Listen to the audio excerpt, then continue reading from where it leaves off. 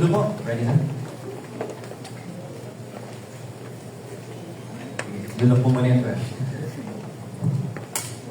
Magandang umaga po sa ating lahat para po sa aming grupo. Ang learnings po namin ay una po, maging dahilan po kung bakit po tayo bumabangon si Kristo. At saka po, kapag daw po tayo ay nagmahal, ay wala pong pinipili na tao or characteristic dahil ang Panginoon po, nung niligtas niya tayo sa krus ng Calvary ay di po niya inisip kung ano po tayo or kung sino tayo dahil mahal niya po tayo. At saka po, last po ay dadadag ko lang po na kanina po sa preaching po or sa message po na realize ko rin po na tayo po yung may kakayahan or decision kung kailan po tayo matutulog, pero ang Panginoon po ang nakakaalam kung kailan po tayo gigisingin. Amen. Amen. Ang pagkaganda po, no? Anthony. Pink team? Team Pink. Sino ba tayo dito? Front? Bilis po tayo. 1 minute lang po yan. Mapagpalang umaga po sa ating lahat. Ang sa amin naman po yung nakuha namin learnings ay yung habang bata pa tayo, kumbaga, wag po nating hanapin, ang natutunan po namin, wag po nating hanapin yung Panginoon kung kailang matanda na tayo. Kumbaga, dapat sabi nga po sa Ecclesiastes 12:1 na remember now the Creator in the days of the youth. Kumbaga, habang bata pa po tayo, doon po natin hanapin yung Panginoon kung kailang may lakas pa po tayo. At yun nga po, yung learnings din po namin yung pagpahalagahan po natin dahil nga po malaya tayo, yung bansa natin na makapagbasa ng Bible, ay nandito po na kailangan po natin pahalagahan yung pagbabasa ng Bible. At yun nga po, dahil malaking factors po na kami na de-depress, nagpapakamatay, kailangan po kailangan yung tamang paggamit ng gadgets. Kasi ang nangyayari lang naman po, kaya nagiging negative kasi mali po yung paggamit. At yun lang po. Amen. Sheila. Next po, Brett. You have 1 minute. Sige po. Start. Magandang umaga po sa lahat. Yung pinaka-naging reflection po ng group namin is yung lagi po nating uunahin si God bago sa lahat ng bagay. At huwag masyadong maging independent sa gadget dahil may negative na nagagawa sa buhay natin. Amen. Muling kayo ng Panginoon sa mga reflections po na yan. Paunin. At ito po ay gamitin sa araw-araw. Ngayon po, as we proceed to our next part of our program, simula po muna tayo. Purple. Ay, also, yes. Sorry po. Yes, violet nga pala. Basta po. Sorry. Sige po, preserve sa natin. Buti po, pinaalala niyo. Ay, ganun mo ba? Hindi kalimutan. Dapat di na naalala. Anyway, good morning po sa lahat. Ayan. So, sa aming pong pag-uusap kanina, nagkaroon po ng self-reflection yung bawat isa. Nakita po namin yung kalagayan namin sa harap ng Panginoon. That over the things na nais ng Panginoon, yung mga bagay na dapat ay ginagawa, ay nauuna yung mga hindi importanteng bagay, especially yung gadget.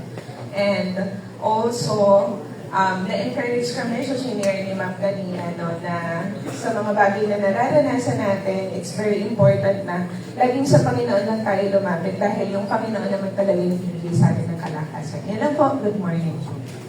Amen, ma'am. Salamat po. Dahil sa natin. Thank you po. To proceed to our next part, let's start with a prayer. Pinalalaman po natin ang ating mga mata. Ito ay manalangin.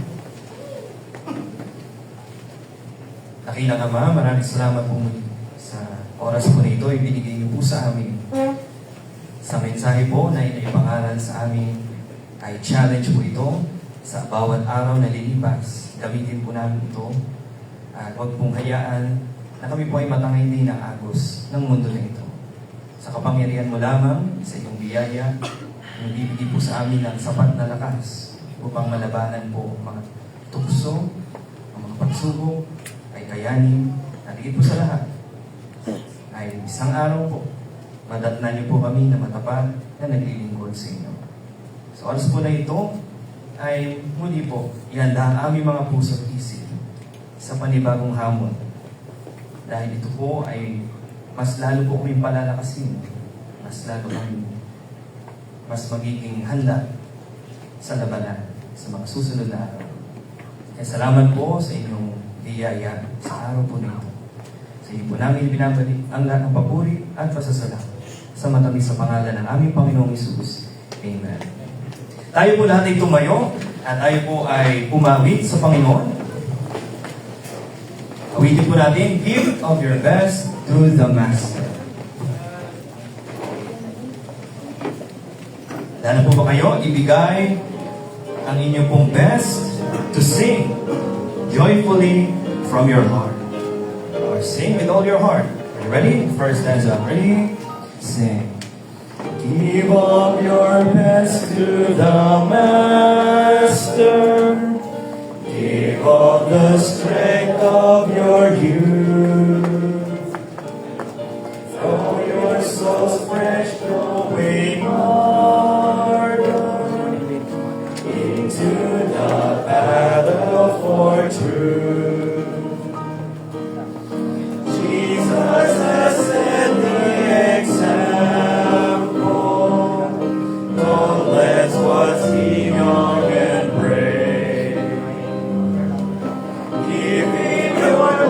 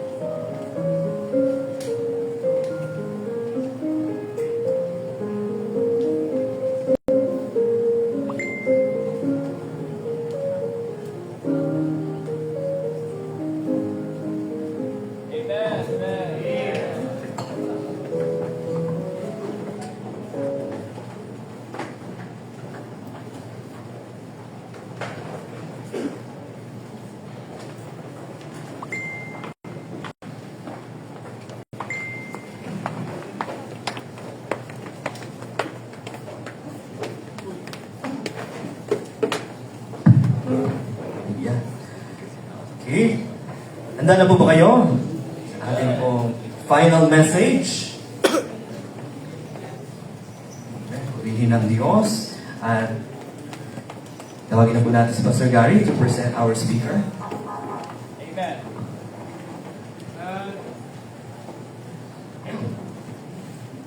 Okay, diyan pa ba kayo? Gutom na ba kayo? Naku, maalauna pa yata daw maluluto, patay. Hindi po, ang ating pong speaker po ay sa dating, yung Faith Baptist Church po na pinagalingan ko kay Pastor Tan sa Pasig ay dating naman yan, original. At doon po na sa inyo. Ito pa ating speaker ay ano po yan, junior po noon, mga estudyante ko sa Sunday School. Huwag yung natignan na hindi pa naman ako senior. Okay. So, napunta po sir, mga grade 6, grade 6 po, 12 years old, mga ano. Ako po yung kanilang terror sa Sunday School. Kasi lagi daw ako nagpapates. Mga active po yan. Medyo malungkot na masaya, alam natin. January ba? Ito lang February. January ako. So, yung kanyang mother po ay na-promote. No, hindi ho condolence, promotion. Inunahan na tayo, nasa heaven na po natin. Pero siya po ay nagpapastor po ngayon, ang talagang pastor po doon, batchmate ko rin po sa Bible School si Pastor Conrad, ay na-promote na rin. Way back 3 years, Opo. So, siya po ay nagpapastor po sa Temple Bible Baptist Church Taguig, na pinagpastoran din Pastor Conrad Dinete at I believe marami pong naging bungang mission din po ito. No? So, doon po sila na family naglingkod at naging assistant po pastor siya for 10 years since 2009 to 2019 at 15 years in full-time ministry since 2008. Graduate po siya ng Landmark Bible College. Ngayon po, siya na po ang tumatayo na hindi lang interim, I believe na full place sa Pasokima. So, napagkatiwala ng Panginoon. Ngayon siya na po nagpapasok ngayon sa Cavite. By the way, nag-mission din po siya, doon nagpasok din siya. 2019, 2021, meron din pong bunga ang temple doon. No? Ilan pa ang bunga na ng temple? 10. Di ba? Opo, napaka-fruitful din po ng church sa ito ni Pastor Conrad na dating din pastor. Kaya po siya, 4 years na po nagpapasok. Temple Bible Baptist Church Signal Taguig since 2021 to 2025. Let's all stand up please bilang paggala po sa salita ng Diyos at sa lingkod ng Diyos. Let's present Pastor Ray Christian Madriaga as our final canons po ng Panginoon sa amin.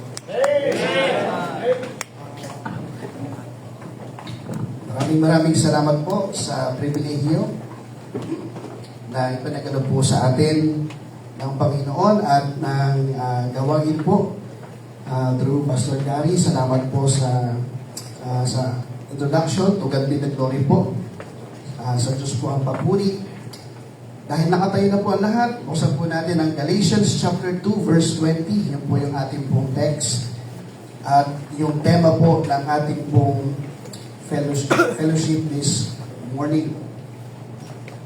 Meron po kayong mga Bibles, buksan po sa Galatians chapter 2 verse 20.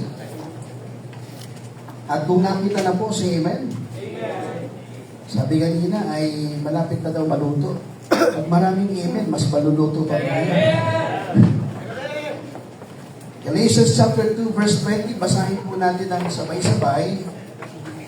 All together, ready, read. I am crucified with Christ, nevertheless I live. Yet not I, but Christ liveth in me. And the life which I now live in the flesh, I live by the faith of the Son of God, who loved me and gave himself for me. Tayo po'y manalangin, tayo po'y pagpumigit. O dakila namin Diyos, mapagpala sa lahat. Muli po namin ibinabalik ang lahat po ng papuri at pasasalamat, Panginoon, sa inyong pong kadakilaan sa aming buhay, sa inyong biyaya. At awa, Panginoon, sa amin, nasumpuan po namin ang regalo ng kaligtasan na nanggaling Panginoon sa inyong mga anak na si Kristo Jesus na nabayubay para po sa amin pong mga kasalanan. Binibing at muling nabuhay upang maipakita Panginoon sa amin at maipagkaloob ang buhay na walang hanggan. Nawa Panginoon sa umagang ito ay kayo po ang manguna sa pamamagitan Panginoon ng inyong pong salita na magsisilbing salamin Panginoon sa amin upang makita po namin kung ano po mga bagay na dapat po namin baguhin sa amin po mga sarili, especially Panginoon sa lahat po ng kabataan nandito, kung ano po ang amin pong identity bilang isang Kristiyano. Salamat po o Diyos sa privilege na pinagkaloob po sa akin o Diyos, nawa ay patuloy lamang na magamit niyo po ang inyong pong lingkod sa umagang ito na patuloy pong makapagpahayag ng katotohanan at maitaas ang inyong pong pangalan sa lugar po na ito. Maraming salamat po, lahat ng ito binabalik po namin dahil may pabuti na salamat sa matamis na pangalan ng Panginoon Jesus. Amen. Ako po nagpambawat isa.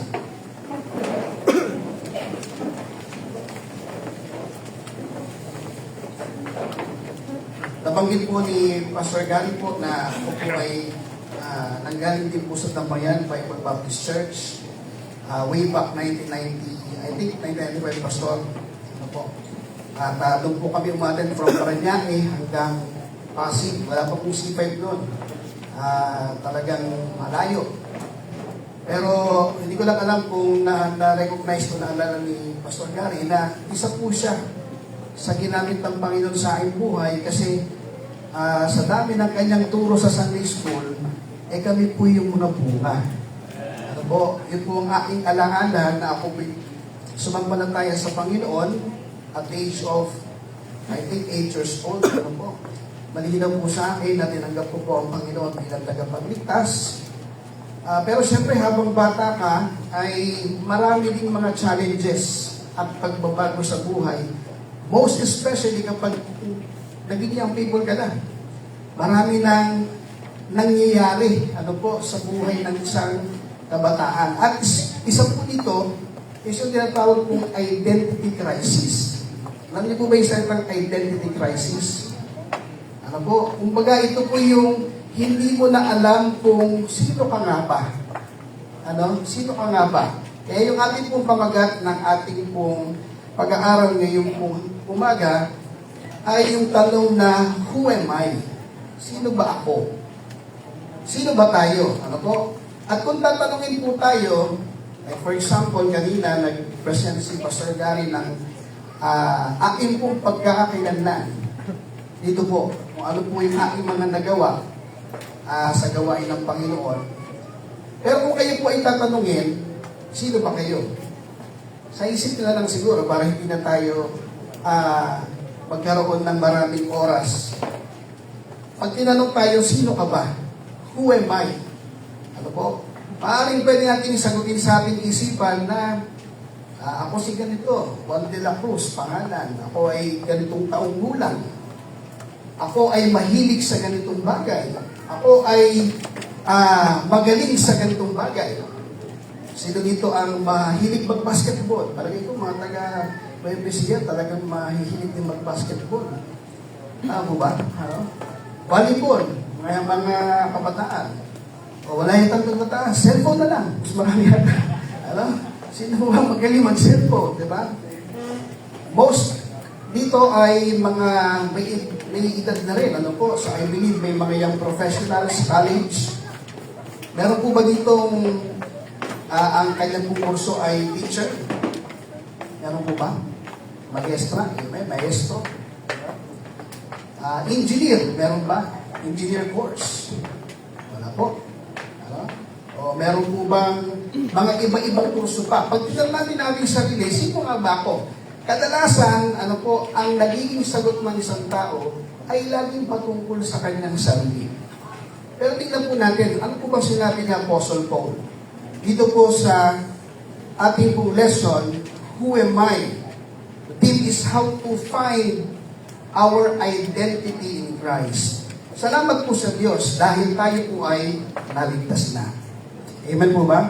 Masaya po ba kayo na kayo ligtas?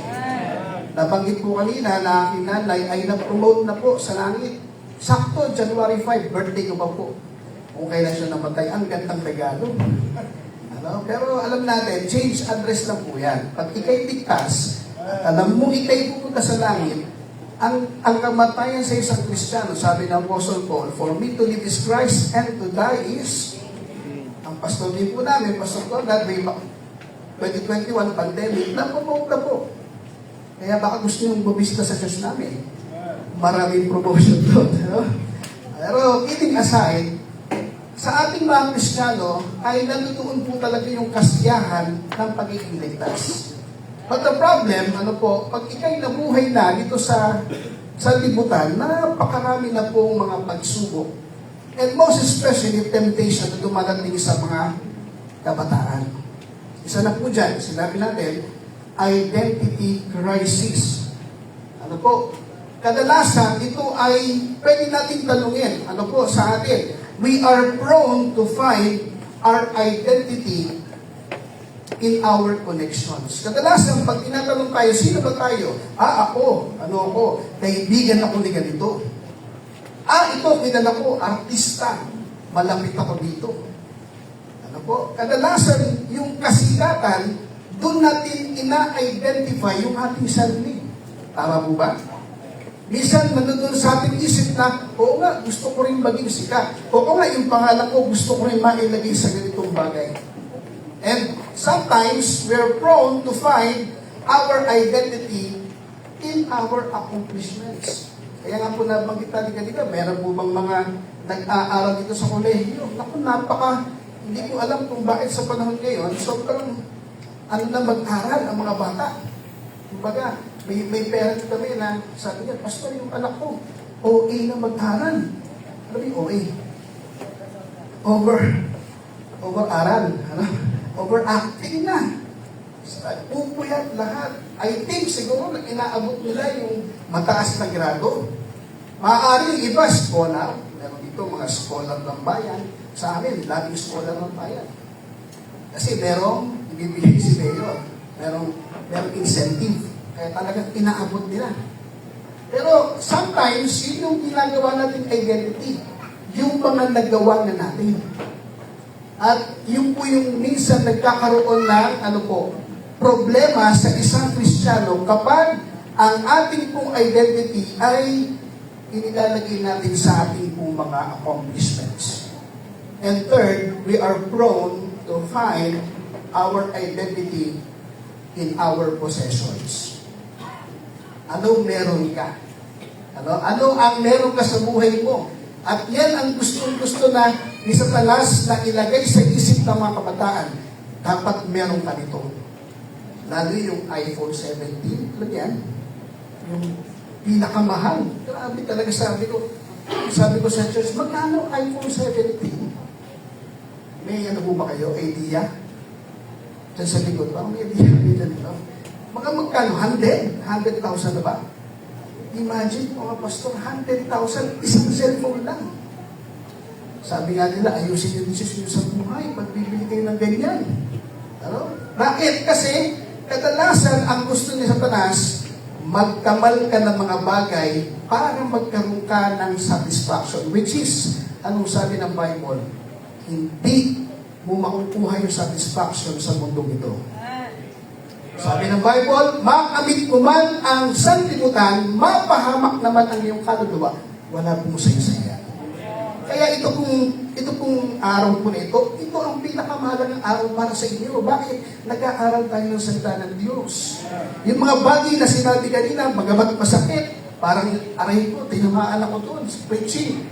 Pero ito yung pinakamahalagang bagay para sa atin. Bakit? Ang dami tao nagpapakasasa sa mga bagay sa sanlibutan, pero hindi na nila kilala kung sino sila.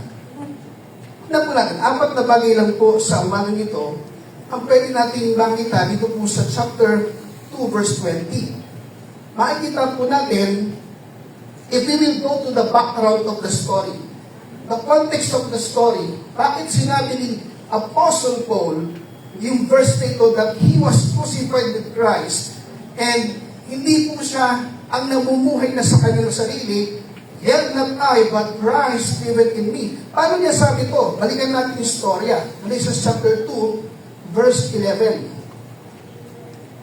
But when Peter was come to Antioch, I withstood him to the face, because he was to be blamed. He was to be blamed. Ano po may naging istorya? Ano po? Si Peter, kung kilala niyo po si Peter, Apostle Peter, si Peter nakasama ni Kristo. Ano po, nung siya ay nabubuhay pa sa lupa. Si Peter na pumutol ng tenga ng isang sundalo, di ba? Si Malchus. Si Peter na lumakad saan ba siya lumakad? Sa highway. Saan po siya lumakad? Sa dagat. Tinaba mo pa kayo? Diba? Nakalakad siya. Iniisip ko yan eh. Ginagawa ko sa swimming pool, kumakalakad talaga ako. Hindi, lumulubog talaga eh. Pero siya nakalakad siya. Ang dami niyang ginawa. But, ito po, panahon ni Apostol Pablo. Nakapagtayo na ng simbahan sa Jerusalem. At dumating sa punto si Apostle Peter, nagkaroon ng na nawala sa sarili. Ano po? Kasama niya ang mga Gentiles, believers, Jews na believers dun sa isang fellowship, para katulad ng ganito. Fellowship sila. And then, dumating yung mga kapastoran, yung mga mas matataas, yung mas magagaling. Anong ginawa ni Apostle Peter? Sabi dito sa verse 12, for before that certain came from James, he did eat with the Gentiles. But when they were come, he withdrew and separated himself, fearing them which were of the circumcision. Ano po? One of the things na nangyari dito ay natakot si Pedro. Bakit? Kasi dumating yung mga leaders of the church. Mga leaders, mga Hudyo. Anong ginawa niya? Umalis siya at lumayo siya dun sa mga Gentiles. That's the reason bakit i-rebuke ni Apostle Paul. Not magpagalingan, kung hindi para sabihin sa isang mananampalataya na sino ba ang identity natin. Sino ba ang identity natin? Naka-identify ba tayo sa mga magagaling? Naka-identify ba tayo sa mga kaibigan natin? Naka-identify ba tayo sa mga magulang natin? Salamat sa Panginoon, sa biyaya ng Diyos, may magulang kaming tapat sa paglilingkod. Dinala kami sa paglilingkod. Pero ang identity natin ay hindi yung mga magulang natin. Hindi si pastor, hindi yung church, kundi si Kristo. Amen? Ano po? Tingnan po natin. Number 1, sa ating pong, kung meron po tayong handouts po dyan, tingnan po natin yung salitang, I am crucified with Christ. The fourth statement of faith ni Apostle Paul, I am crucified with Christ. Tandaan po natin, letter A, we did not become a Christian by adding Christ to our life. Mga kapatid, mga kabataan, ang pagiging ligtas ay hindi, may idadagdag ka lang sa buhay mo para maging Kristiyano. Ano sabi ni Apostle Paul? I am crucified with Christ. Pag sinabing crucified, yan po ay, wala nang iba kundi, ang ibig sabihin niyan ay mamatay. Iba po. Maging katulad ka ba ng mga nakapakong magnanakaw? Anong sabi po doon? Hindi. Hindi mo nababalikin yung ganong istorya. Ang ibig sabihin po dito, pag ika'y ligtas, ang buhay mo ay hindi na sa iyo. Ang buhay mo ay hindi na sa iyo. We did not become a Christian by adding Christ to our life. Balikan po natin sa verse 16. Chapter 2, verse 16. Sabi ni Apostle Paul, knowing that a man is not justified by the works of the law, but by the faith of Jesus Christ, even we have believed in Jesus Christ, that we might be justified by the faith of Christ, and not by works of the law. For by the works of the law shall no flesh be justified. Ako po ay, by experience, marami nang nakitang mga Kristiyanong pumunta sa church at isang araw nawala rin. Bakit? Kasi akala nila, yung pagpunta sa church, eh pagiging ligtas na. Akala nila pag nagdala ka ng malaking Bible, ito malaki-laki banal-banal ka na, lalakad ka dun sa labas ng church, eh Kristiyano ka na. Sabi ko nga kay Pastor Andal, sa church namin, sa lugar namin, dun sa street, may 7 simbahan dun. Sa sobrang crowded sa Manila, sa isang street, 7 churches of Revelation meron dun. May iglesia, o kasama na kami, Temple Baptist Church, may Jehovah, may Yeshua, wala na po anong simbahan yun. Merong, ano yun, yung malaking simbahan, may malaking simbahan dun Church ng Tahig, parang gano'n. Ito yan. Pag Sunday, sabay-sabay yan. Siyempre, medyo mas maaga yung ibang mga religion. Pero, doon mo ba malalaman kung sino ang Baptist? Wala. Pare-pares na itsura Amen? Iba nga nang pinupuntahan. Pero sino bang identity natin? Magiging Baptist pa. Yes, we are proud to be a Baptist because of the doctrine, pero our identity is in Christ. Our relationship is in Christ. Wala kang idadagdag sa buhay mo para maging ligtas. Kasi ang ginawa ni Kristo sa krus ng Kalbaryo, sapat na. Sapat na po yun. At isa pa po, sabi sa verse, sa chapter 2 ng Ephesians chapter 2 verse 1. Medyo magbubuklat po tayo ng Bible, okay lang po ba? Mabilis po ba kayo magbuklat ng Bible? Sa church namin, lagi sila nagpapaligsahan ng pagbubukas ng Bible. Pero mabagal pa rin. Chapter 2 verse 1, sabi ng Bible, you have He quickened. So yung word na quickened, alam po natin, lalo sa mga bago, yung salitang quickened ay yung to be alive. Hindi ito yung mabilis. Ano po? Ang sabihin yan, mabuhay ka. Ano? To be alive or alive, who were dead in trespasses and sin. We did not become, or I did not become a Christian by giving my life to Christ. Baka meron din sa atin, akala natin, Pastor, Kristiyano po ako kasi binigay ko po ang buhay ko sa Diyos. Sabi ko nga po, ang dami ko na rin po nakita ang mga Kristiyano na nagbigay ng buhay sa Diyos, tapos parang gustong bawiin din. Bawiin. Ang daming mga Kristiyano na ang daming binigay sa church. Nakaranas po ako, nag-mission po ako, salamat sa Panginoon. Kasi bago ko kumuha ng sumalo ng simbahan, nakalabas ako parang OJT, kahit paano, mission sa Cavite. Pagdating ko doon, may mga member dati na kumakatok, Pastor, bakit po? Kumain po namin electric fan, sabi po yan. Ay, kailan niyo po binigay yan? Ay, nung po, wala pa po kayo. Kumain na po. Iba na kasi Pastor. Ano? Inabawi. Ano? Kaya kahit sabihin natin na ibigay mo yung buong buhay mo, maganda yan, pero hindi yan ang kasihan ng kaligtasan mo. Amen? Ang dami ko ng best na sinabi na bibigay ko yung buhay ko sa Panginoon. Pero sometimes tumaatras ka. Bakit? Takot. Apostle Peter, yan ang nangyari sa kanya.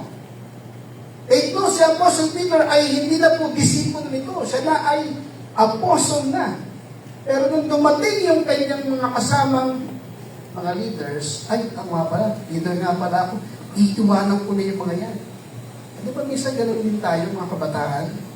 Ang nakakalungkot, kapag may mga unbeliever na tayong Kristiyano, yung mga believers pa yung iniiwan natin.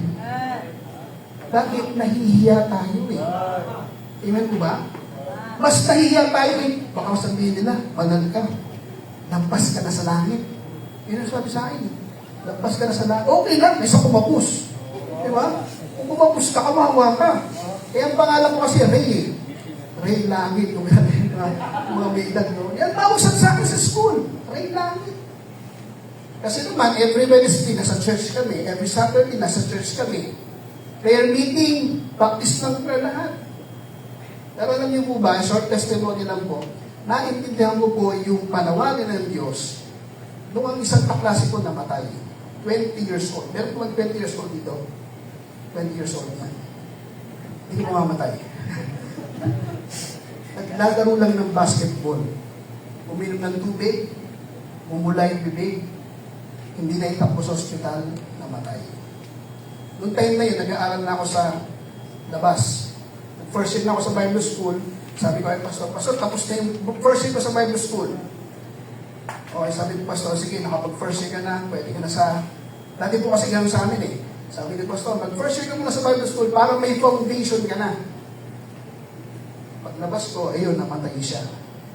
Doon ko naiintindihan na, naiingit kasi ako dati sa mga kaklase ko. Nag-aral po kasi ako sa Montessori. Alam niyo naman, Montessori, mahal yan. Di ba? Yung mga kaklase ko, ang bakong 500 pesos a day. Imagine, 500 pesos, no? Kaya ako parang 2 piso na yata eh. Naiingit ako sa kanila. Nung nag-college sila sa Lasal, alam niyo, UBELT, University Belt, doon sila nag-aral. Naiingit ako, kaya sabi ko, ayoko mag-Bible school. Gusto ko mag-aral sa mga university. Tapos namatay. Alam niyo, sa sobrang anong nanay, na yung lungkot niya, sabi niya, huwag niyo siya, first time pumakita ng Philippine na gano'n eh, naka-nursing uniform. Kasi daw, itutuloy niya pa daw yung nursing niya sa langit. Tapos yung bola niya, sinama sa loob ng kabakong. Bakit? Magpapasok ko daw sa langit. Hindi ako natatawa ng time na yon, pero naaawa ako. Kasi alam ko, na isang Kristyano, pagdating sa langit, buhay na wala hanggan na. Pero sa isang tao na hindi ligtas, sa Indian lang punta. Kaya that time, nagbago yung pag-iisip ko, napakahalaga pala yung pinasok ko Bible School. Kaya, sa inyo po, kung merong magpa-Bible School, hindi niyo po pang-ihinayan. That's the highest calling na pwede ibigay sa atin ng Diyos, yung maglingkod ka sa Panginoon. Dito lang yan sa lupa, identity lang yan, na ipapakita sa inyo sa liputan na, mahirap yan, yung magpastor, kawawa ka magpastor. Pero dito lang yan. Pagdating sa langit, sabi doon, we'll understand it better. Sabi nga ng awitin, amen? Pagdating natin sa langit, maintindihan natin na lahat ng ginawa natin dito ay lahat po yan ay hindi mawawalan ng saysay. Letter C. Nandiyan mo ba kayo? I became a Christian on the basis of what Christ did for me. Hindi sa ginawa namin, kung hindi sa ginawa ni Kristo. At marami na po mga, mag-ingat po kayo sa internet. Hindi natin may iwasan yung technology. Hindi natin may iwasan ng bata hindi gumamit ng cellphone. Punto sa amin, mga kapastoran, yung mga bata talaga, lalo sa school namin, hindi namin nabagamit ng cellphone. Sa school. Kasi may contract kami. Hanggang high school, bawal ang social media. Grabe naman kayo, pastor. Okay na yun. At least nakatutok sila sa kanilang pag-aaral at ministry. Kung hindi natin gagawin yun, kailan pa? Kasi ang question ko lang dyan, ng Facebook, wala ng censorship. Tama ba? Wala ng censorship. Dati meron pang SPG. Ang paglubay ng magulang ay kailangan. Sa TV, nakikita pa natin yun. Sa cellphone, meron pa bang censorship? Wala na. Kaya hanggat maaari, tayo po ang magpo-control niya. Pero hindi may iwasan yung technology. Lalo sa mga maling doktrina. Sa maling doktrina, maraming mga young people ang nawawala. Ano ang kailangan natin gawin? Tignan natin kung anong ginawa ni Kristo para sa atin. Letter A, ano sabi dyan? Christ died in my place. Instead of us, na tayo ang pupunta sa impyerno, instead of us na tayo ipapako sa krus, ang namatay ay si Kristo. Alam niyo mo ba yan? Romans chapter 5 verse 8. Di ba kanta yan?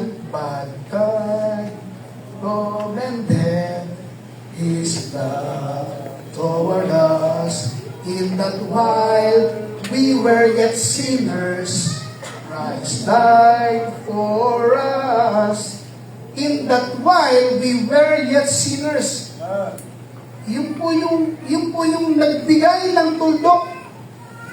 Bakit? Kahit makasalanan ka, inako ng Diyos at ang Diyos mismo ang naging kasalanan, ang bayad sa ating kaparusahan. Instead of us.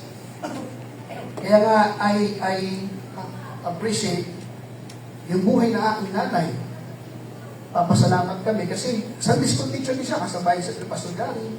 I think sa mga pastors dito, talagang dinadala niya kami, bata pa kami sa church. From Pasig to Paranaque, hirap niya. Nakita ko yung hirap hanggang sa huling hininga niya. Ang huling araw niya ay Sunday. Nasa church siya ng umaga, nasa church siya ng hapon. Nautusan pa nga namin, di ba? Nautusan pa namin magbalot ng pansit. Actually, birthday celebration ko po yun. Sabi ko, ma'am, may nararamdaman ka ba? Hindi, masakit lang dito ko. Yung pala, hindi na siya makahinga. Tandaan po natin, meron naman po talagang appointed time. Kaya maganda po yung sinabi nga dito ng isang testimony, di ba? Habang may buhay pa tayo, gamitin natin sa Diyos. Hindi ibig sabihin bata ka, malakas ka. Ano? Sabi ko nga, 20 years old, wala na. So, hindi natin alam, pero alam ng Diyos kung hanggang kailan ang ating buhay. Sabi pa dito, I died with Christ. I died with Christ. Yan po ang basis ng ating kaligtasan. Ano po? Ang basis ng kaligtasan natin is ginawa ni Kristo at tayo dapat ay kasamang namatay ni Kristo. Meron po bang nabaptize na po dito? Nabaptize, halos lahat nabaptize na, mga bagong baptize. Di ba yun yung picture ng kamatayan, pagkalibing at muling pagkabuhay ni Kristo?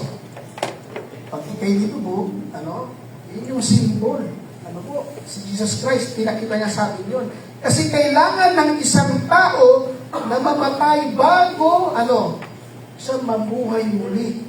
Napabasin niyo yung buto, di ba? Kahit anong buto, ng puno, ng prutas, ng mga halaman, kailangan ma-decompose mo na yan bago magkaroon ng bagong buhay.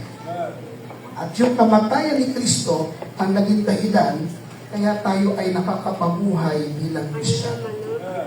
We are crucified with Christ. Kung hindi ka na ipao kay Kristo, what is the basis of your salvation? Maraming mga tao nagsasabi, Kristiyano sila. Kilala nila ang Diyos. What is the basis? Our identity is we are crucified with Christ. Second, ano yung second? Bagitin natin. Ready? Go. I no longer live. So, patay na maintindihin. Ano po? Patay na maintindihin na hindi na tayo, patay na tayo, kasama ni Kristo, at hindi na tayo nabubuhay muli. Pero paano to? Ano bang ibig sabihin nito? Letter A, I'm not putting my faith in my achievements or accomplishments. Philippians chapter 3. Turn our Bibles in Philippians chapter 3 verse 9.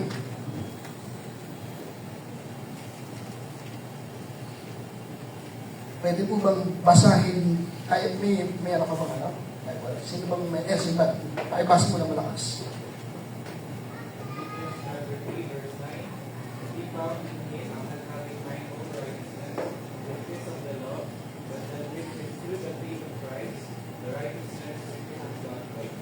Amen. Ano po?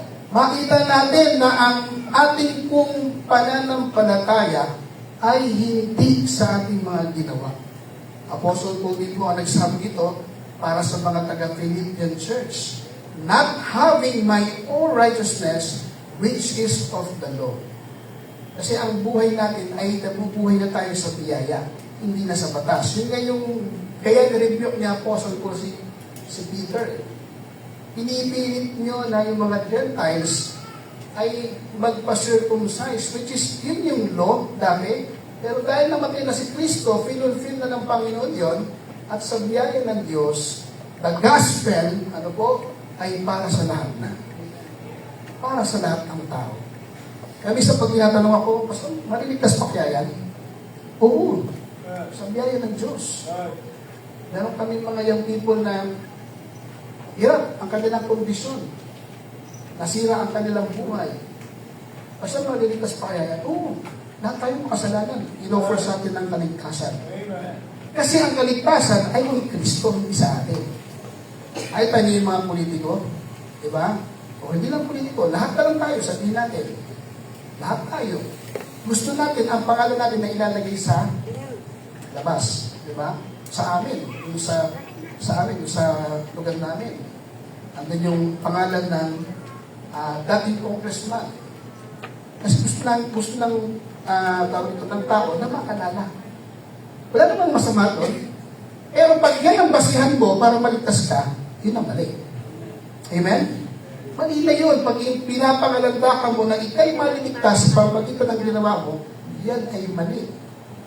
Sa aming church, we honor pa rin yung aming pastor na nagsimula ng gawain. Ano po, kaya meron kami itong may isang kwarto doon na may mga pictures niya ng kanyang mga ginawa, testimony, not to parang ipangalandaan niya, but to appreciate kung sino ang nagsimula doon. At makalagay doon, to God be the glory. Amen? Sa lahat ng ginagawa natin, nag-aaral ka, sana yan ay para sa Diyos. Sana nagagamit sa church yung mga pinag-aralan po natin. Not putting my faith in our own achievements. Letter B, I am not pursuing my life's purpose. Kaninong purpose na ba? Pagpatay ka na sa sarili mo at ang buhay na ni Kristo, yung buhay na binigay sa atin ni Kristo, ang namumuhay na sa atin, anong purpose na ng buhay mo? Kaya nga sabi ko nga po, nagbago yung purpose ng buhay ko nung naintindihan ko na ang kamatayan ay tunay. Hindi siya yung mga kakalood ng mga drama, yung pag namatay, lilipat sa paru-paro, lilipat, magiging dati kang hari, kasi yung sunod, alipin ka na. Kakalood ng drama yan eh. Diba? Pero hindi. Pag namatay ka, sabi doon, Hebrews chapter 9, verse 27, it is appointed unto man once to die, and after this, the judgment. Ang tanong, handa na ba tayong humarap sa Diyos? Kasi kung ang ating buhay ay nakalagay lang sa mga achievements, hindi po tama yung mga ganun isipin natin. What is your purpose? What is your purpose? Ang purpose mo ba, i-glorify ang Diyos? Sa amin po, sa church, yan ang pinapaalala namin sa mga bataan. Kasi, siyempre, technology ngayon, may AI na. Tama? Siyempre, AI, katumbas yan ng sagot sa exam. Diba?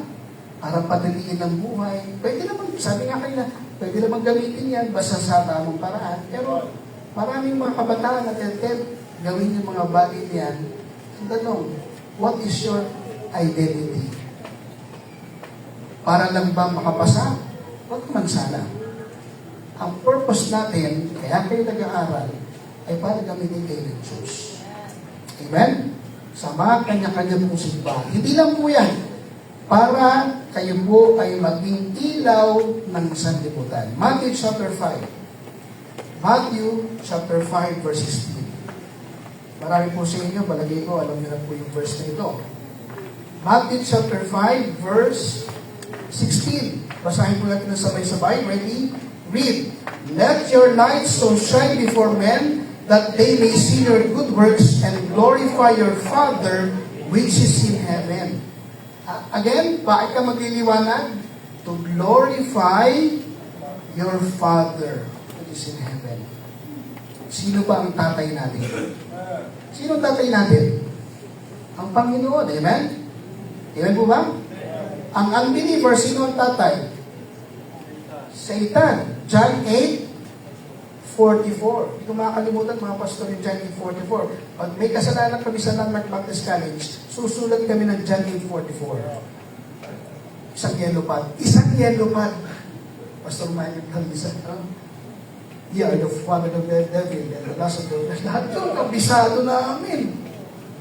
Pinagdaanan namin yun. Pag nalit ka ng konti, John 8:44. Ang tatay mo ang tiyablo. Pastor, yan po ay sa Bible. Pero yung mga kabataan, hindi nyo alam yung mga kabataan, subliminally, inilalagay ng sanlibutan yan. Saan? Through gadgets, through games. Dati rin ako naglaro ng Dota. Sino naglaro ng Dota dito? Para maraming pera, ang lalagay mo, greed is good. Isipin nyo, greed is good. Yan ang tinuturo sa Satanas. Para may immortal life ka, type mo lang, who's your daddy? Who's your daddy? John 8:44. Ye are your father, the devil. Matagal na yan, ha? Ibig sabihin, mga kapanahonan ko pa yan. Di ba? Matagal na yan. How much more ngayon? Amen? How much more yung mga napanood nyo ngayon? Tama pa ba sa harap ng Diyos yan? Kung hindi nyo iiwasan yan, magkakaroon kayo ng identity crisis. Hindi na talakay sa church yan eh. Bakit? Kasi yung mga kabataan, alam natin, may sarili-sarili na tayong mundo. Chat group nga lang eh. Isang katutak na eh. Tama ba? Ilang chat group nyo? Parang 20 yata sa akin eh. Pero puro mga pastor naman yun. Diba? Puro mga verses yun. Kaya sa inyo. Amen po ba? Masakit, pero ito yung sinasabi ng salita ng Diyos. Hindi na ikaw ang nabubuhay. Dapat may bago ka ng purpose. Sana, pagkatapos ng fellowship na ito, may bago ka ng purpose. To glorify your Father which is in heaven. Number 3. Para matapos na po tayo. Christ lives in me. Kung hindi na ikaw nabubuhay, sino na? Christ liveth in me. Sabi ng Galatians chapter 2 verse 20. Tandaan po natin, sa pagiging ligtas, kung gusto mong makilala talaga yung identity mo kung sino ka, kailangan kilala mo personally ang Panginoon Yesus. Our Savior is personal. Mga kabataan, ang Panginoon, hindi lang siya nasa taas, tinitingnan ka. Kasama mo siya. Amen? The Comforter is in us. Ilan ang ating Diyos? Isa. Pero may tatlong persona. The Father, the Son, and the Holy Spirit. The Father, God the Father, the Son, siya ang namatay para sa atin, and the Holy Spirit, siya po yung nagiging comforter natin. Kaya pag tayo po'y nag-iisa na lang, akala na, tinan niyo yung magnanakaw, pag gumagawa ng kasalanan, o kaya magnanakaw, sa titingin, kaliwa, dalan, likod, lahat. Bakit makakita? Ba't hindi tumitingin sa taas? Kasi alam naman natin na lahat na ikita ng Panginoon eh. Amen? Lahat na ikita ng Diyos. Kaya, tandaan natin, ang ating Panginoong Yesus, the Comforter, the Holy Spirit is within us. And sinabi sa Romans chapter 8, verse 38 and 39, ito po yung patunay na ang Panginoong Yesus ay isa siyang persona. Napakaganda po at isa po sa mga paborito kong verse sa Biblia. Romans chapter 8, verse 38 to 39. Mag-request po tayo ng babasa para maitina. Ganun po ako pag may nakakatulog na, nababasa ko yung tulog. Kung saan mo sa nag-araya, si Ma'am Chi na lang. Si Ma'am Chi na lang. Para mas malakas po ang process.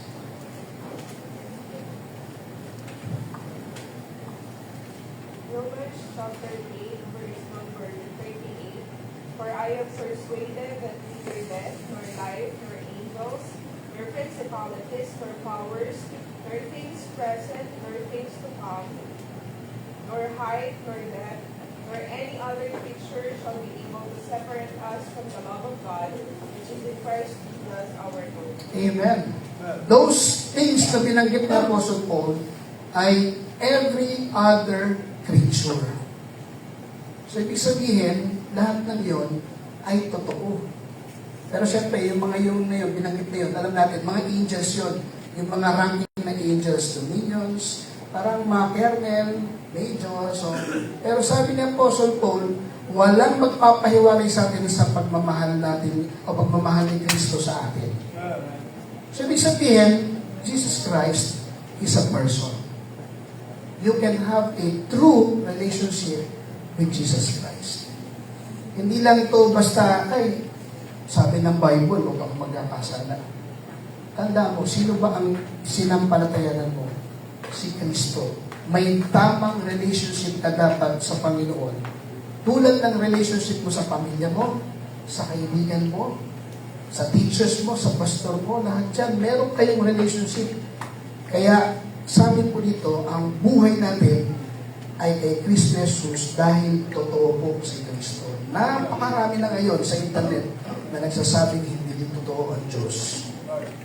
Tawag nila doon, atheist. Hindi totoo ang Diyos, okay lang yan. Gawin natin kung ano yung mga gusto natin gawin. Pero tandaan natin, Jesus is real.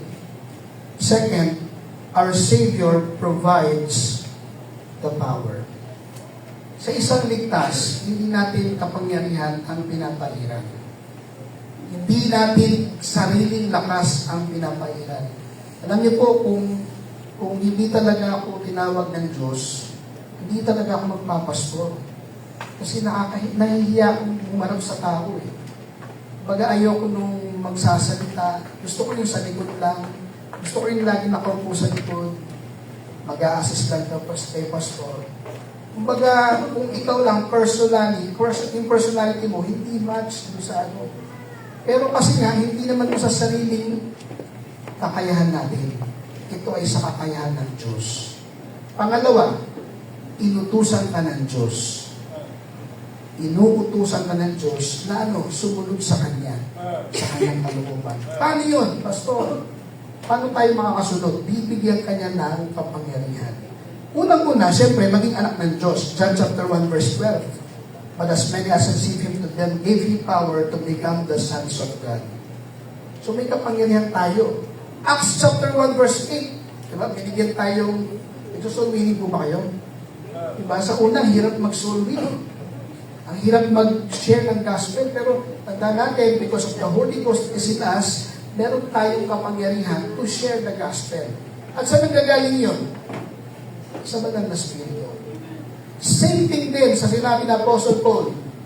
For me to live this, Philippians chapter 4 verse 13, I can do all things through Christ. Yan ang paborito natin eh. Pag may exam, Lord, I can do all things through Christ.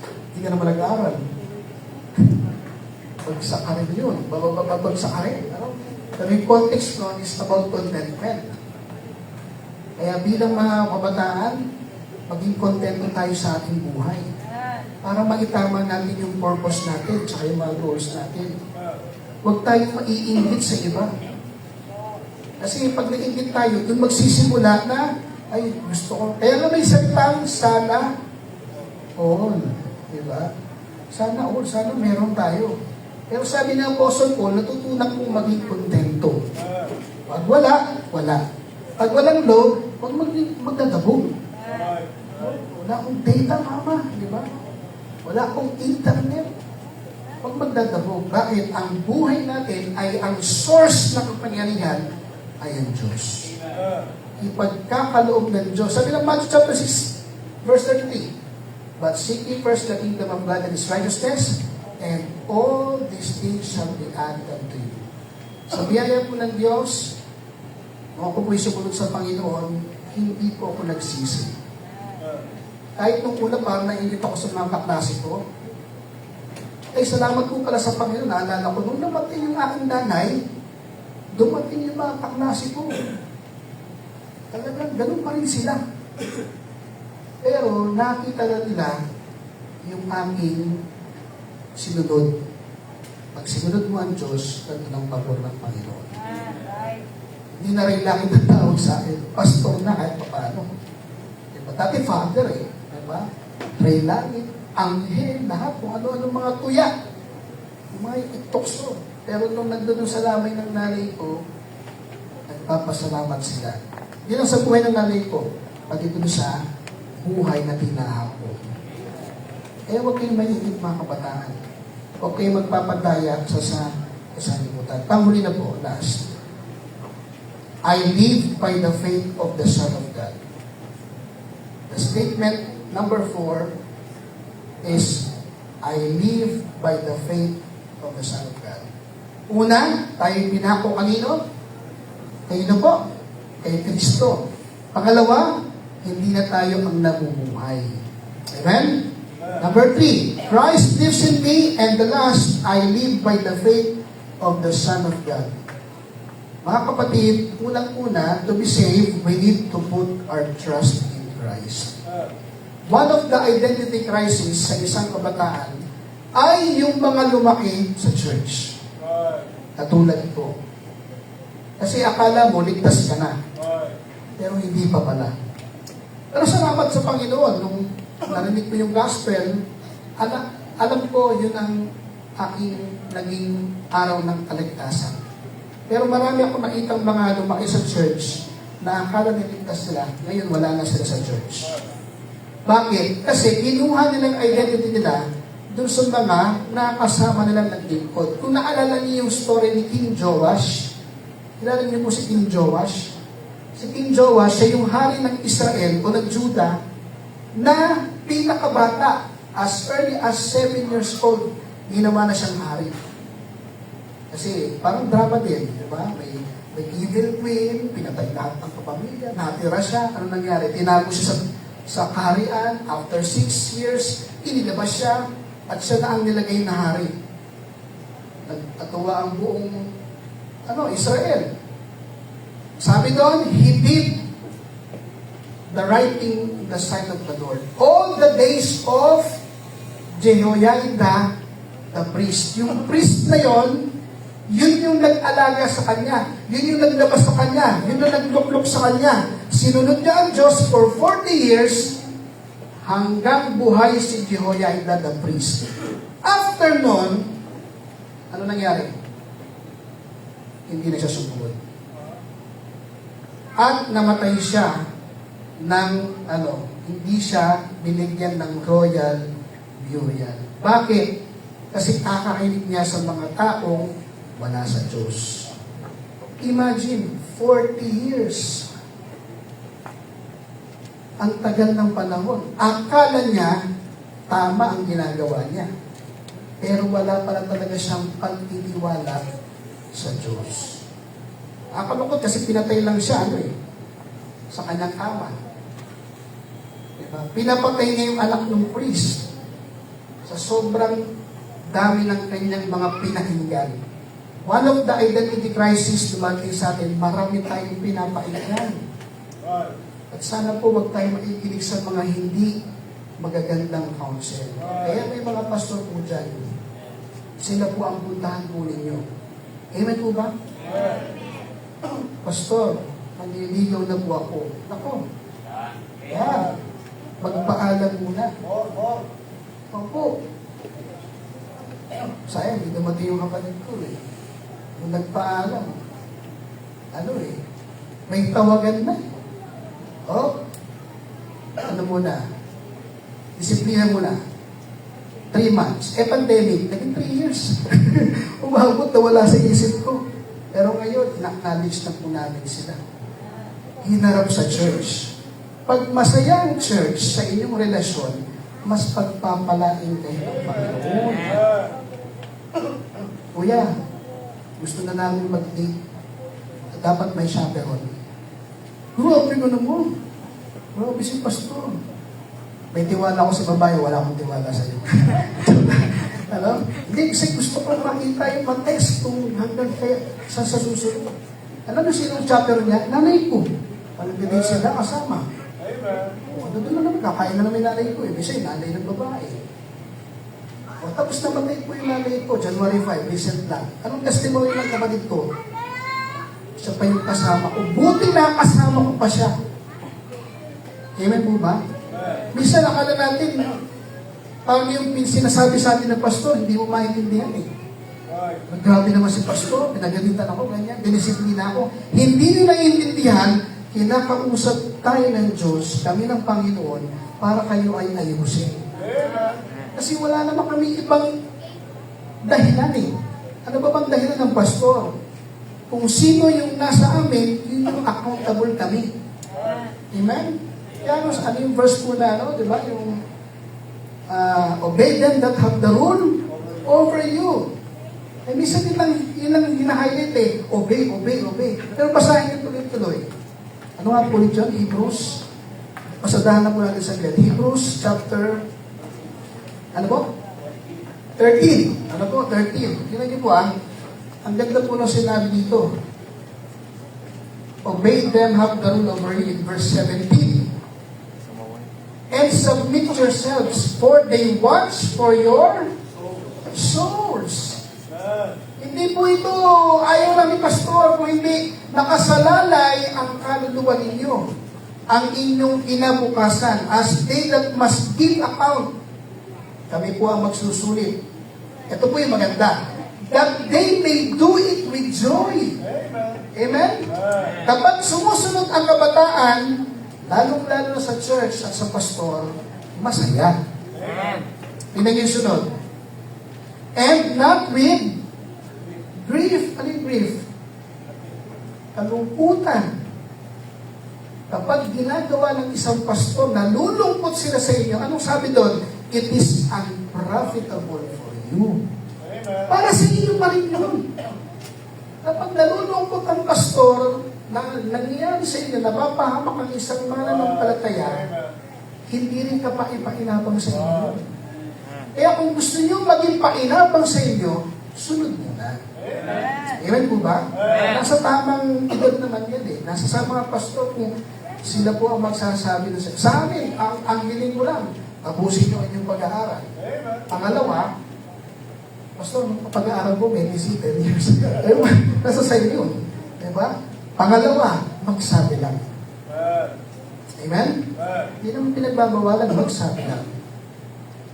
Kasi sa pagkasabi, nandun ang honesty. Integrity. Kapag yan, basahin nyo sa Bible, lahat ng karakter sa Bible, yan ang tinitingnan ng Diyos sa puso ng bawat mananampalataya, yung tunay.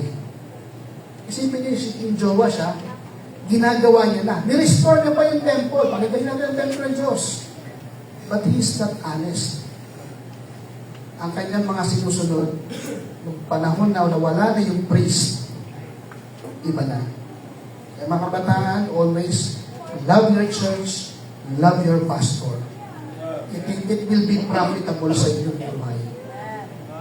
Panghuli, to live each day, we need to do the same. Put our trust. 2 Corinthians chapter 5, verse 7. Let's turn our Bible in 2 Corinthians chapter 5, verse 7. Alam niyo po, ang mabuhay sa panahon ngayon talagang napakahirap because perilous times na po. Dangerous times na. Anong sabi ng chapter 5, verse 7? For we walk by faith and not by sight. Sa pananampalataya lang natin pwedeng malugod ang Diyos. Kaya ang gawin ng mananampalataya ay ipakita ang pananampalataya. Nandito rito kanina. Hindi lang basta yung naramdaman ninyo. Ipakita ninyo yung pananampalatayang tunay. Attendance, maganda yan. Ministries, sana po kumukuha tayo ng ministries. Alam niyo, ang sabi ng isang pastor sa akin, ang ministry, ang totoong ministry. Anong pinakatotoong ministry? Ang ministry ay nilalapit mo ang tao kay Kristo. Amen? Ministry ba yung tutugtog ka lang? Pwede. Tutugtog ka, pero what's your intentions? Baka ikaw naman ang nakikitang magaling, hindi mo na ilalapit sila kay Kristo. Kakanta ka sa choir, magbibigkas ng mga salita, aawit ka, magaling kang sa tono mo, pero always remember na yung ginagawa mo, nilalapit mo sila kay Kristo.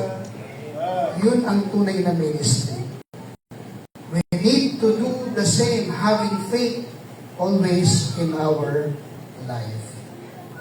So, we can face the day with confidence because our Savior loved us. We can face the day with confidence because our Savior gave Himself for us. Bakit tayo magkakaroon ng identity crisis? Kung meron ng binigay sa ating identity. Hindi idinadagdag ang pagiging Kristiyano. Pag nasa school ka, Kristiyano ka. Amen? Baka mamaya nahiya ka pa mag-pray. Let's pray. Kunwari, uubo pero nagpe-pray. Tawag namin doon, secret agent Christian. Ayaw magpakilala. Meron akong nakilala sa college times ko, ano po, Baptist pala siya. Hindi ko alam na Baptist siya. Hindi ako nahiya, Baptist ako. Second agent. Ang identity natin, hindi na tinatagdag. Si Kristo ang ating identity. Basahin natin ulit sa pagtatapos. Galatians chapter 2, verse 20. Bago tayo magtapos, ulitin po natin yung verse. Ready, read. I am crucified with Christ, nevertheless I live. Yet not I, but Christ liveth in me. And the life which I now live in the flesh, I live by the faith of the Son of God, who loved me and gave Himself for me. Yan ang identity ni Apostle Paul. Hindi siya nagpa-identify sa mga Jews. Hindi siya nagpa-identify sa mga Gentiles. Alam niyo ba si Apostle Paul, meron din siyang Roman citizenship, pero hindi yan yung kanyang identity. Ang identity niya, anak ako ng Diyos. At ang anak ng Diyos, susunod sa kanyang utos. Manalangin tayo. Dakilang Diyos, alam ko po, Panginoon, unang pa po ang aking pong karunungan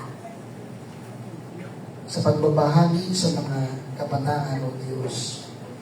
Ngunit sapat po ang inyong salita. Sapat po ang inyong biyaya. Nawa, ang salita pong ito ay nakaabot sa mga puso at isipan ng mga kabataan. That they need to have an absolute identity in Christ Jesus. Na kapag kami ay tinanong, kami po ay Kristiyano. Kapag kami tinanong, bakit kami Kristiyano? Namatay ang Panginoon para po sa amin. At ang buhay na ito ay hindi na sa amin. At ang buhay na ito na ipapamuhay ko ay para kay Kristo na nagmahal sa akin at ibinigay ang kanyang buhay sa akin. We should not have identity crisis dahil kapag ganyan ang aming pong katayuan, mahihirapan kaming maglingkod kapag hindi namin alam kung sino kami. Kapag ang mga kabataan sa panahon ngayon, maraming boses ang pinapakinggan, maraming tinitingnan ng mga bagay na hindi kaaya-aya sa inyong harapan, doon po magsisimula na magkaroon kami ng problema sa aming pong identity. Identity is intentional. We need to affirm ourselves. Sino nga ba ako sa oras na ito? Maaaring kami, mga kabataan, marami kaming iniidolo sa sanlibutan ito. Marami kaming mga nais gawin. Marami kaming na-accomplish. Marami kaming mga bagay na pwedeng ipagmalaki. Kalakasan namin, possessions. But the real identity ay binigay po sa amin ng inyong pong anak na si Kristo Jesus. Hindi nag-alinlangan. Binigyan kami ng bagong buhay. And this life ay may bago ng purpose to glorify you sa aming ginagawa. Whether we eat, whether we drink, or whether what, anumang bagay na ginagawa po namin, pag-aaral, pagtatrabaho, in the ministry, it's all for the glory of God. Kaya po sa oras na ito, isang paanyaya po sa bawat mga kabataan. Check your identity. Today, sigurado ba na ikaw ay ligtas? Bago natin hamunin ang mga kabataan patungkol sa mensahe ng Diyos, baka sa ating kalagitnaan, meron pang mga kabataan hindi pa sigurado na sa langit pupunta. Sa oras na ito ang binigay ng Diyos para sa atin. Sinabi ng Biblia, ang tao ay makasalanan. at hindi kayang makapunta sa langit. We cannot add anything na gagawin natin para sa langit o para makapunta ka sa langit. Kung meron man sa ating paligid, ngayon pong umaga, habang lahat ay nakayukod nakapigil, Pastor, hindi ko pa po sigurado na ako'y pupunta sa langit. Hindi ko pa po sure 100% na ang buhay ko pag natapos sa langit pupunta. Meron po ba sa kalagitnaan ito? Itaas mo lang yung kanang kamay at tutulungan ka namin sa isang panalangin kaligtasan. Meron po ba sa ating paligid? Itaas mo lang. Huwag kang mahiya. This is the day na kailangan mong maligtas. Yes, meron po isa. Salamat. Meron po isa. Amen. Salamat po. Meron pa po ba? Huwag mo kayong mahiya. Walang nakakahiyang magsabi na kailangan mo maligtas. Lord, kailangan mo lang, Panginoon, kailangan mo lang direksyon, kailangan mo lang identity. Yes, meron pa po. 3, 4. Pwede niyo po ibaba ang inyong pong mga kamay. Habang lahat ay nakayukot nakapigit, nagbibigay galang sa oras na binigay sa atin ng Diyos. Tutulungan kita sa isang panalangin kaligtasan. Ang panalangin ito hindi nakaligtas po ang iyong pagtitiwala kay Kristo. Yan ang aming pananampalataya na ikaw ay tunay na sumasampalataya sa Diyos. Kaya habang lahat ay nakayukot nakapigit, sa mga nagtaas ng kamay, ulitin mo lang yung panalangin ito. Tutulungan kita sa isang panalangin kaligtasan. Malakas man o sa iyong sarili, na may maulit mo ito sa iyong puso at tunay sa iyong puso ang panalangin ito. Dakilang Diyos, marami pong salamat sa oras na ito ay binigay niyo po sa amin. Salamat po sa inyong pagmamahal na ibinigay niyo si Kristo na maging tagapagligtas ng aming buhay. Sa oras na ito, sumasampalataya po ako kay Kristo Jesus na namatay sa krus ng Kalbaryo para sa akin. Tinatanggap ko po ang regalo ng kaligtasan. Maraming salamat po sa inyong pagmamahal. Sa pangalan po ng Panginoon Jesus. Amen. Magpatuloy po tayo sa pananalangin sa mga kapatid po namin na ligtas na. Nandun na ang iyong kasiguraduhan. Isang hamon lang po sa oras na ito. Bagamat wala tayo sa loob ng simbahan, pero nasa lugar po tayo na kung saan kasama natin ang Diyos. Bakit di natin samantalahin ang oras na ito? Hinamon ka ng salita ng Diyos. Meron kang gustong gawing commitment sa oras na ito. Lord, nawa ang aking identity ay kayo. Hindi sa mga bagay na aking mga iniisip, aking ginawa, kundi maging sigurado ako na si Kristo ang aking tagapagligtas at ang aking buhay. Kaya kung kayo'y kinakausap ng Panginoon, ba't di tayo lumapit dito sa harap at lumuhod tayo, magkaroon tayo ng commitment. Huwag nating sayangin yung oras na ito. Ito'y mahalaga, pinag-isipan ng mga kapastoran upang hamunin tayo na maglingkod at maging sigurado sa ating identity dahil ang sanlibutan inaagaw na. Sige po, pwede po tayong lumapit at lumuhod sa mga kinakausap ng Diyos. Yes, maraming salamat. Ano po, lapit na po ito. Pwede kayong lumuhod sa harapan at kung kayo'y gustong manalangin, sige po, huwag po kayo mahiya. Ang paglapit po sa Diyos ay isang kababaan sa atin. Mga kabataan, walang ibang gagamitin ang Diyos. Amen. Ano po? Sa loob ng simbahan, sa iyong mga kamag-anak, sa iyong kaopisina, sa iyong mga kaeskwela, kung hindi ikaw, kung hindi ka magko-commit ngayong araw na ito, kailan pa? Amen. Sige po, lapit po tayo. Huwag po kayong mahiya. Huwag po kayong manatili sa inyong ginaupuan. Lapit tayo sa Diyos, magpapababa tayo. Tayo po na. ng Diyos, salamat po sa mga taong nakapainig ng inyong salita. Bagamat magulo na po ang sanlibutan, at minsan sa looban ng simbahan, nandun din po ang lahat ng temptations na naglalayo po sa amin sa inyong gawain, ay pumit sa umagang ito, sa oras na ito, that I will fix my identity in Christ. I will surrender my life in Christ. Salamat po, Ama, sa inyo pong ginawad na pagkakataon kami magtipon. Salamat po sa mga kapastoran. Salamat po, Panginoon, sa pribilehyo na maipahayag ang inyong po salita.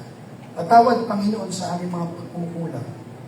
At nawa, Panginoon, magkaroon po kami ng reflection, Panginoon, sa lahat ng aming po napainggan ngayong umaga.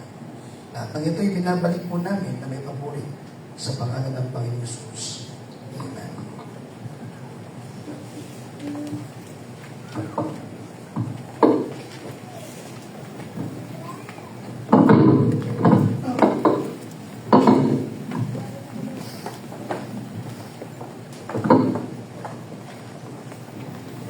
Amen.